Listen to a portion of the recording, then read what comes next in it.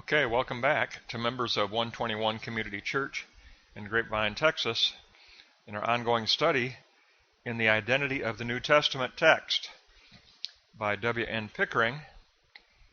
We continue with the meat of the book, the second part of Chapter 4, the evaluation of Westcott and Hort. And in this lesson, Pickering wants us to examine the patristic evidence that supports the majority text. Let's go to block 1 and take a look at the Textus Receptus, early Byzantine text. The Byzantine text type existed in 200 AD. The Syrian text did not build upon the Alexandrian. In fact, Pickering says it could have been the reverse. Syrian did not build upon the Alexandrian. The shorter Alexandrian text could be simplifications of the longer Syrian text. Byzantine conflation is not evident of a combined neutral and Western. Alexandrian texts disagree among themselves also.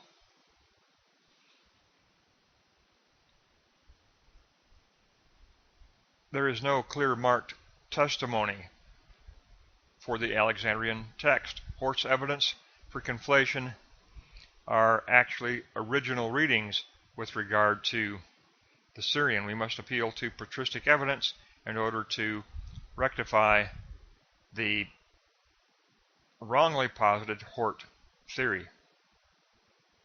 We appeal to patristic evidence. Patristic evidence always supports Byzantine readings. Syrian conflation is a fabrication of Hort's, which this evidence from patristic writings overrides Hort's theory. Lack of evidence for the Westcott-Hort theory. Chrysostom in 407 AD, he used the Antioch text, that's true, but his text of Mark is not that of any group of manuscripts, says Metzger. So Metzger challenges this notion by Hort. Not of any group. Chrysostom used a mixed text. Toward the end of the 4th century, his citations usually do not draw from the Textus Receptus or the Westcott-Hort critical text, either one. Actually, not from either one. Textus Receptus versus Westcott-Hort. Origen of Alexandria. Does he really represent a neutral Alexandrian text? He actually has no settled text whatsoever. No settled text. Origen and Eusebius frequently are at variance from each other. Metzger found that Origen usually sided with the Textus Receptus. What about Irenaeus, the Bishop of Smyrna, who fought Gnosticism? Does he represent the Western text? No. He actually favored the Textus Receptus. What about Hippolytus of Rome? He also favored the Textus Receptus. So Pickering ends block 1 with 3 church fathers by name, and he says that they favored the Textus Receptus. Origen favored the Textus. Origen had no settled text. Irenaeus favored the Textus Receptus. Hippolytus favored the Textus Receptus. So let's move on to block 2 and take a look at pre-400 AD evidence.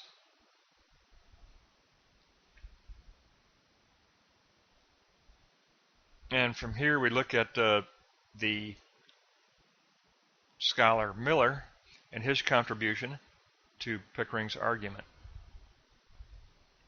So block 2, note 1. Miller stated that Hort's theory, stating that the Syrian text was formed due to recension, combining neutral and Western, is false.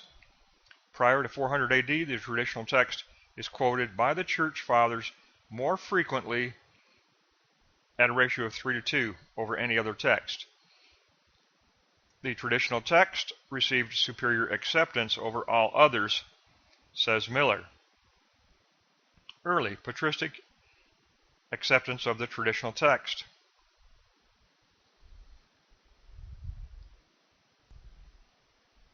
Okay. The Syrian text actually existed prior to the 4th century. This refutes Hort's theory.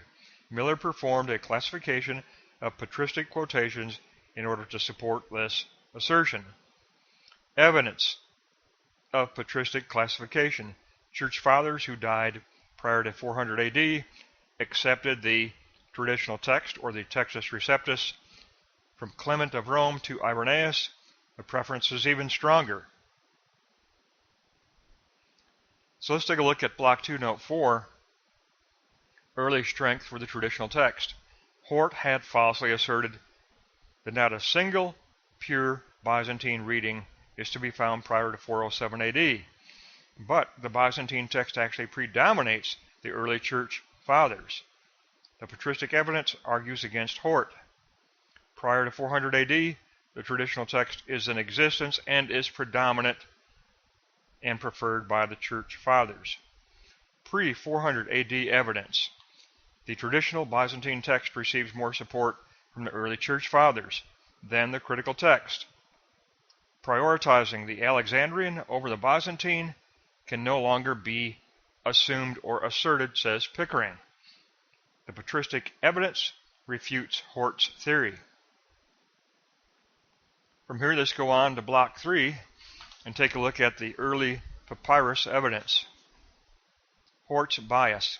Hort had the presupposition that the Byzantine texts are late. He also stated that patristic documents were altered to reflect the received text, but they didn't originally reflect the received text, but that they were altered. But Pickering says it's more likely that the patristic evidence supports the Byzantine text because it was frequently used in religious gatherings. It's not altered text, says Pickering. Favored in early religious gatherings. Miller's sample of patristic quotations consisted of 600 quotations from 76 fathers from 100 to 400 AD, all supporting Byzantine text. Origen was familiar with the Byzantine text and adopted its readings. Origen, 184 to 253. We cannot explain away the quotations by the pre-Nicene fathers who used the received text. They are not simply scribal alterations, as Hort stated. Origen matches closely with early papyri that have the received text readings. Therefore, confirmation of received text in early Byzantine readings.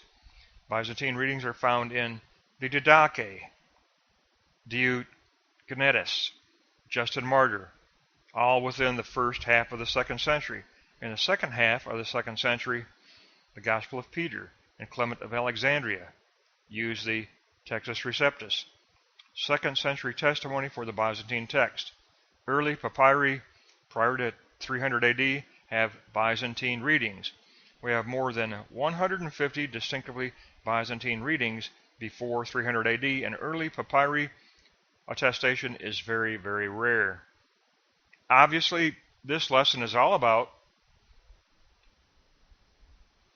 Pickering turning to the early church fathers prior to 300 AD and stating that the received text that Hort claimed is late and a conflation of neutral and Western is false, says Pickering, and to support his proposal, he uses the evidence of the patristic quotations. And Miller did the work of cataloging patristic quotations. He cataloged this information and took a very large sample and determined that the early church fathers did in fact use the Textus Receptus. So we get very definite help here from Pickering on, in his opinion, critical evidence supports his position over and against Hort. Patristic quotations frequently referred to the Textus Receptus or the Byzantine text, not the Alexandrian text. And he says that early papyri also agree, and he says there are early papyri before 300 AD, 150 examples, which is very, very rare, and they reflect the Textus Receptus. So Pickering says we shouldn't automatically default to Hort and say that the Byzantine text builds on the Alexandrian. He says, according to this evidence from patristic quotations, the Alexandrian could have been built upon the Byzantine. The reverse could be the case. The Alexandrian could be abbreviations of the longer Byzantine. So he says we can no longer assume or no longer default to the Hort theory, and this gives us the second evaluation of Westcott and Hort. We still have a third part to go in chapter 4, because it'll go another 20 pages. But this puts us through 2/3 of chapter 4, and now we have the patristic evidence being heavily weighed in favor of the Textus Receptus, the received text, and he even quotes specific references. And he says that Metzger of the United Bible Society agrees with this position that he is positing. He says Metzger found that the church fathers usually sided with the Textus Receptus. Take a look at block 1, note 7. Origen of Alexandria didn't have any preference at all, no settled text. And Irenaeus of Smyrna favored the Textus Receptus. Hippolytus of Rome favored the Textus Receptus. And then the work of Miller in cataloging patristic quotations, actually working to catalog patristic evidence, further enhances Pickering's proposal here. And just to remind ourselves, let's go to block 3, note 2. Favored early religious gatherings. Miller's sample of the patristic quotations consisted of 600 quotations that he cataloged from 76 church fathers from 100 to 400 AD, prior to 400 AD. So it's a very large sample that was specifically cataloged by Miller, and this is the reference material that Pickering takes up, the Miller catalog of 600 quotations, and he says that the patristic evidence refutes Hort's critical theory, and it refutes the critical text per Pickering. So we're going to pick up next time in the final 20 pages of chapter 4, which is the meat of the book. It is the response and the evaluation of Westcott and Hort. So we'll pick up in our next lesson in the 20 concluding pages to chapter 4.